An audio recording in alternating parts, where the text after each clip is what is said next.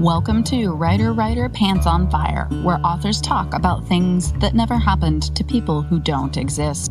We also cover craft, the agent hunt, query trenches, publishing industry, marketing, and more. I'm your host, Mindy McGinnis. You can check out my books and social media at mindymcginnis.com and make sure to visit the Writer Pants on Fire blog for additional interviews, query critiques, and more at writerpantsonfire.com.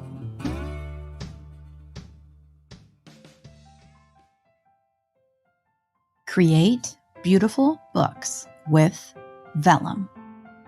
Create ebooks for every platform with Vellum: Kindle, Kobo, Apple Books, and more. Each specialized file will guide readers to buy your next book in their store of choice. For print, choose your trim size and Vellum does the rest, giving you a professional result. Vellum 3.0 features 24 styles with 16 all-new designs. Each one allows for multiple configurations, giving you a new world of options for your books. Add a rich background behind the beginning of every chapter. You can even set the mood with white text on a dark background. Vellum comes with 6 illustrated backgrounds ready to use in your book, as well as a custom option where you provide your own.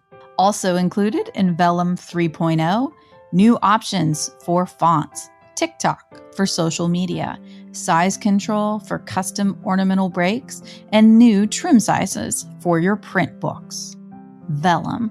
Create beautiful books. We're here with Natasha Preston, who has had a really interesting and amazing career. We're going to be talking about The Island, which is her newest release coming on February 28th. But first, I want to talk to you specifically about the beginning of your career, because you have a very interesting career path in that you got started on Wattpad. And Wattpad was really something that launched you in a pretty big way. I think your name is probably the one that comes up the most whenever people talk about Wattpad and success in that arena. So if you could talk a little bit about that and how that was so integral to your beginnings. Completely. I mean, I didn't even start writing before I found Wattpad. So I wouldn't be here at all today if it wasn't for that.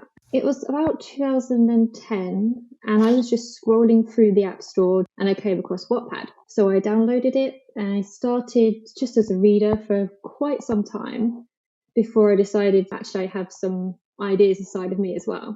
And then I started to upload chapters. And Wattpad is one of those things where it really is driven by word of mouth. It's driven by readers really liking and engaging with that content and then telling other readers about it. For me, I really think it is just one of the best examples of true like word of mouth, grassroots, fan-based readership. Yeah, definitely. And I met a lot of people through Wattpad. Some of them I'm still in contact with now. So you build a lot of friendships as well. And these people recommend you and you recommend them. I know that you had such great success there on that platform. Did you then decide to move out of that realm and look more into the realm of traditional publishing? Or were you doing so well that agents and editors approached you? My friend, who was also on Wattpad, Kirsty Mosley, she self-published her first book and she encouraged me to do the same. So I actually self-published first, and then my publisher's Sourcebooks in the US, they picked up The Seller. So then they traditionally published that one. Yes, and The Seller was your first book that came out in the US, ridiculously popular. So I was a YA librarian. I worked in a public high school for 14 years. So The Seller came out in 2014. And I just remember all of my students were so in love with it. I couldn't keep it on the shelves. Colleen Hoover before TikTok. That's kind of what The Seller was like. And then your subsequent titles as well. Something else that I wanted to talk to you about was your cover art. In the US, they're very stark and they're very striking, very much look like thriller covers, almost even for adults. Your covers are amazing. And I think that has been part of the appeal, of course, just getting the eye drawn to get people to pick it up. Are your covers the same in the UK? Yeah, they are the same. I love them. Yeah, they are really beautiful. Did that come about through your publishers, or you had something in mind already? Did they just happen to strike gold the first time? Pretty much gold, yeah. So when it was on Wattpad, I had a flower image on the cover of that one. The characters are renamed after flowers, so it was kind of pretty organic to have a flower theme. It really is. It's perfect. And then your subsequent titles, they match. Your publishers do a great job of branding you. It's kind of like Stephen King or Jodi Picoult. When you see the cover, I don't even have to see your name to know that it's your book, because the covers are so distinctive. Yeah, done a phenomenal job of carrying that through. So your next release, your newest release, is The Island. It revolves around 16 influencers who have accepted invitations to an all-expenses paid trip to a luxury resort and amusement park. And then, of course, when they get there, things suddenly go quite wrong. I would love to hear more about where you got the idea for this book. I love that you're operating with kind of that closed room mystery, in the sense that the room is on an entire island and there are roller coasters on it.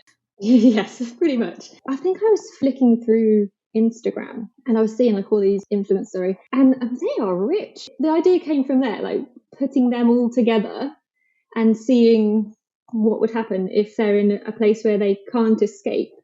And I feel like quite a lot of influencers would go to an island if they were invited.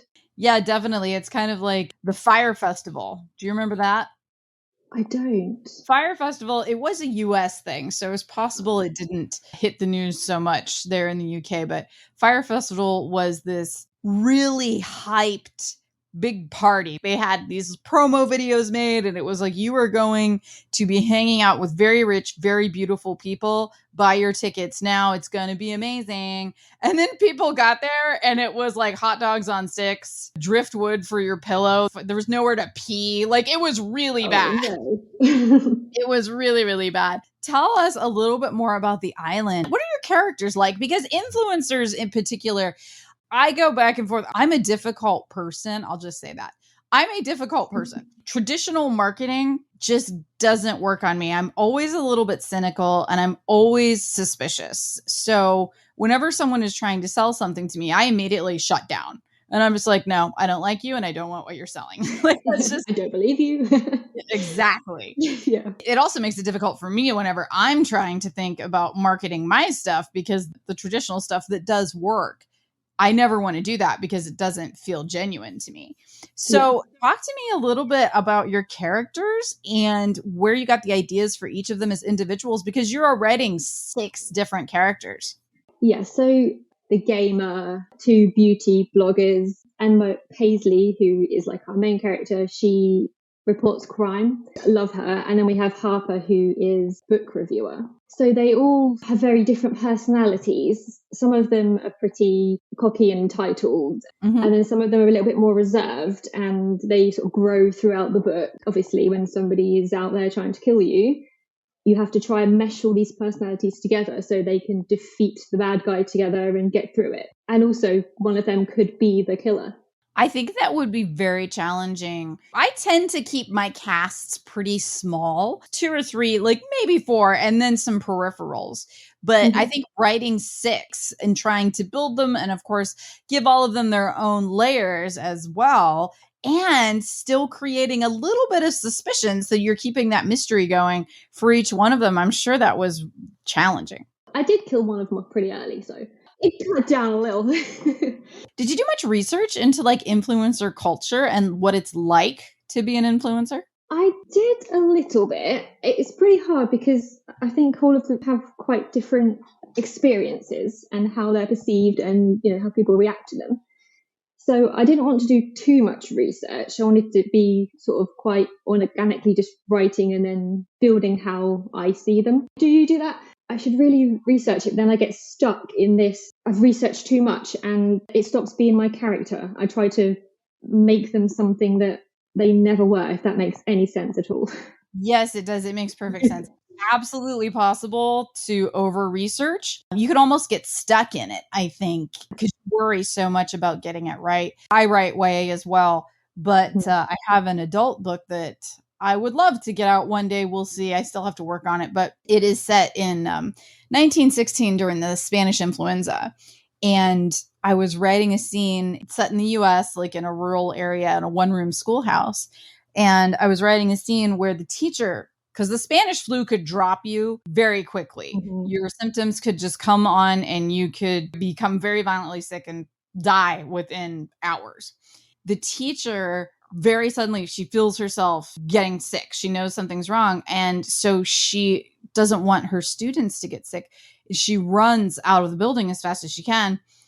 And she's disoriented. She's ill. She also like trips and falls. And she rolls down the steps, and the kids come out and they're like, oh my gosh, like, what do we do? Should we even touch her? And in my mind, her shoe had come off and her shoe was sitting on one of the steps. But would her shoe have come off? What would her shoe have been in 1916? So I go and I start researching women's footwear in 1916, but it couldn't be like high fashion. It had to be what a middle-class rural woman would have been wearing in 1916. So I'm trying to figure all of that out. Eventually, I decide, no, her shoe probably would not have come off because it would have been a boot, and it would have been the kind that you literally use like a crochet hook to finish tying. And it's like, no, her boot is not coming off. I mean, I probably did 2 to 3 hours of research to figure out if her boot came off. Yeah. It doesn't matter. It doesn't matter. It doesn't matter if her boot came off or not, number one. And number two, a reader probably isn't going to notice or care. And I literally dropped everything and did not write for 3 hours because I needed to know if her boot came off. And that is an example of caring a little too much. Yeah, exactly. And it's so easy to get pulled into that. It really is. Have you ever had that one thing that you just felt like you had to chase down and then you were like, okay, that was not worth it? Oh, yeah. So it was when I was writing The Cellar, and he weights bodies, chuck them in the river and dispose of them. And I'm Googling this for a very long time, getting a little bit worried that someone's going to see what I'm doing. And I spend hours, what weight do you need to make sure that they don't come back up? And I think, you know what, I could just write, he's weighted the body. I don't need to know exactly. No, you don't. You're right. But that's exactly the kind of thing that'll happen to you, that you just end up going down that rabbit hole of wanting to make sure that you're right. And essentially, it doesn't actually matter. You're talking about the things that you Google, and then you have to worry a little bit. As a writer, we do end up looking at some things or wandering into parts of the internet or information that we might not necessarily want to be associated with. I can tell you that my ads that I get, or like on Amazon, when it's like based on your recent search history, you might be interested in, and it's like, no, I don't need that bondage material. Thank you. Have you ever researched something like the weighting of the bodies and just been like, oh man, I am a little concerned now about my search history, or also just, gosh, I wouldn't want anyone to stumble across this in my browser? Definitely. So when I was writing You Will Be Mine, the killer cuts out hearts. So I'm Googling like how you get to the heart, you know, you got to get through the rib cage and how you would cut it out. And that was interesting. I have definitely searched some things that have skewed my ads. I actually have a friend who writes tech thrillers, and she needed to know how to get a bomb onto a plane. So she just Googled it, you know, and like tried to figure out how to get a bomb onto a plane. She lived in California, and her husband was a TV producer. He also lived in California, but because of their work, they were at different parts of the state. One of them would fly to the other one every other week. She went to go see her husband, and she'd been put on the no-fly list. No. Oh my gosh. Yeah, she couldn't get on the plane. She had a friend in Homeland Security, and she talked to them eventually. And they were like, yeah, dude, I can tell you exactly why you are not allowed to fly on planes anymore. Oh no, did she get off the list though? Is she okay now? She did. She did. But without her friend Yeah, inside the system to vouch for her, who knows how that would have gone. But you got to be a little bit careful. you do. Yeah, you have to be careful. So tell me about what you are doing for the island and press. Obviously, you're doing interviews and you're doing podcasts like this. Post COVID, are you doing much traveling? Yeah, I haven't very much at all. I would like next year to come back to America. I've been a couple of times. Barnes and Noble events have been so much fun. So, I mean, this time around, I'm doing like an online with Barnes and Noble, which will be really fun. But it's nice to go in person, I think. Definitely. I miss being in person a lot. Yeah. I have a release in March, and this will be the first time since 2020 that I have done much in terms of actually doing a string of events or a tour. I had a book come out in March of 2020, and we shut down over here. Third week of March in 2020 was when the lockdown started. I was touring with two other writers, and we had, I think, 5 cities right in the middle of March. And at our first event, we had people. It was cool. At our second event, we had about half the crowd. At our third event, I think we had 4 people and everyone was wearing masks. And on our last event that we showed up to, the booksellers, they were very kind, but they got a hold of us and they were like, we're closing. There's not going to be anybody here. Please come and sign stock, wear a mask, and go back home. We were like, okay. And then as soon as I got home from that tour was when we went on lockdown. Similar thing over here. Everything just stopped, isn't it? And it's still not picked back up, I don't think. There's still a lot more happening virtually. Yeah, there has been a lot more virtual events and trying to make things work online and doing Zooms and Instagram lives. So is that something that you have found success with? Like, do you enjoy doing the online stuff? Yeah, I do. It's still nice to connect with people and booksellers and readers. It's just not quite the same as being able to physically see them and, get to take pictures of people and sign a book for them in front of them. Yeah, I agree. I get energy from other people. That's where my energy comes from, is from drawing off of others. And when I can get them excited, then they're feeding me back and we just get a nice little feedback loop. And there is so much about that is organic, but there's also there's a real presence that is necessary in order to make that happen. I don't know. I feel like it's hard to get that same feeling and to build that same energy when you're doing it virtually. Yeah, when you're just on your own, it's not the same. Yeah, it's really hard to generate excitement for yourself. Yes. Well, and speaking of that, generating excitement for yourself, how was it for you writing over COVID? I know a lot of writers struggled with being on shutdown, first of all, just emotionally and mentally, but also just being creative and finding ways to write or things to write about. Suddenly we had all the time in the world, but we needed to have the drive. Yeah, no, actually, I was great during lockdown. I mean, I had my children at home, which I had to homeschool, so that was a little bit of a battle. But no, it was great. I would get up at 6, I would probably write a couple of thousand words, and then the children would get up. I was on it. That hasn't happened since. So that ended. So is that your typical approach? You have a word count for the day that you like to hit? Yeah, typically I try to, 1,500, 2,000 words, and I'm generally happy with that. I always say minimum 1,000. Yeah. If I can hit 2, that's amazing. 15 is a nice little bonus. Do you write every day then? Every weekday, usually. At the weekends, obviously, my children are home. So, yeah, every weekday I would go drop them off, then come home and just sit in front of the computer until I'm happy with my word count. Mm-hmm. Yeah, and that's something that a lot of newer writers or writers that are trying to finish their first book talk to me about tips and tricks. They're like, how do you write a book? And I'm like, well, unfortunately, the only answer is you have to sit down and do it. Yeah, you have to be quite disciplined because when you're just at home, there's so many other things you could do. You need to make yourself have that time.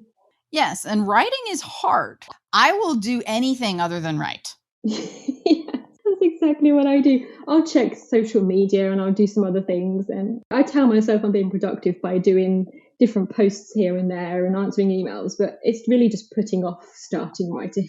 That is exactly accurate. Yes. I have been working really hard for 3 hours, and it's like, no, you haven't done anything. So speaking of social media then, what has your experience been like with social media kind of changing? Because you came out right around the same time that I did. The Cellar was published in 2014. My first book came out in 2013. And when we were first out in the world and publishing, social media was very text based. It was tweets, it was Facebook posts, and then Instagram came along and it was pictures.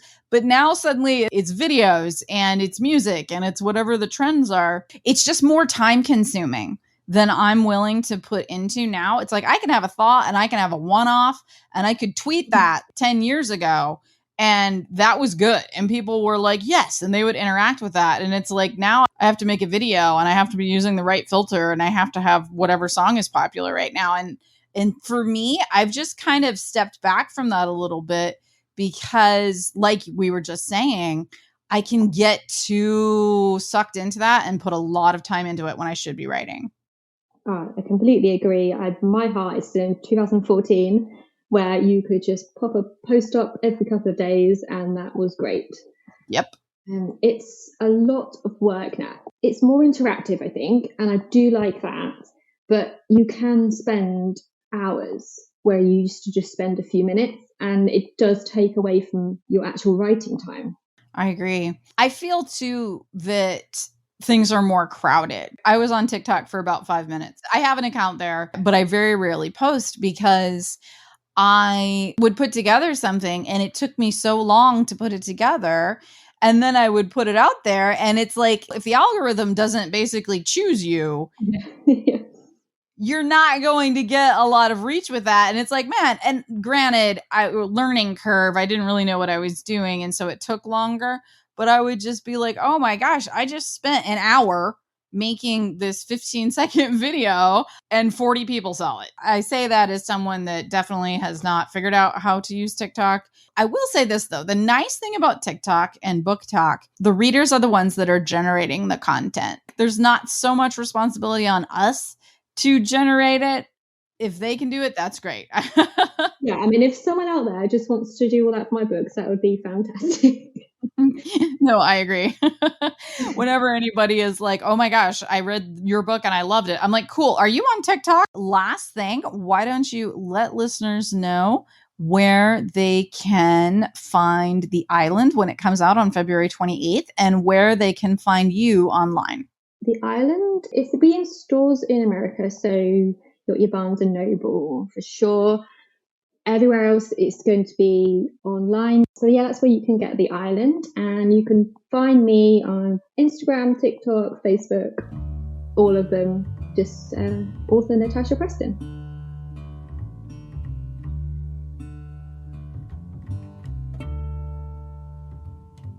Writer, Pants on Fire is produced by Mindy McGinnis. Music by Jack Corbel. Don't forget to check out the blog for additional interviews, writing advice, and publication tips at writerpantsonfire.com. If the blog or podcast have been helpful to you, or if you just enjoy listening, please consider donating. Visit writerpantsonfire.com and click Support the Blog and Podcast in the sidebar.